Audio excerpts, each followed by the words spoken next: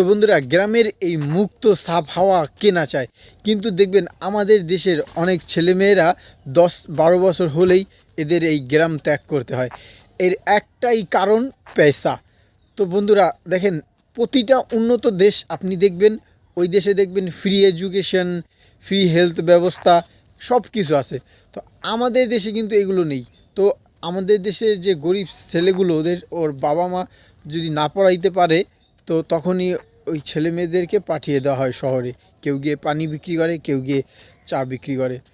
তো দেখেন, আমাদের সব থেকে আগে করা উচিত কি, ফ্রি এডুকেশনের ব্যবস্থা। এই ফ্রি এডুকেশনের ব্যবস্থাটা যদি করে, একটা ছেলে যদি ইন্টার পাস করে, মোটামুটি পড়াশোনা বুঝবে, ইংলিশটাও বুঝবে, বাংলাটাও মোটামুটি বুঝবে।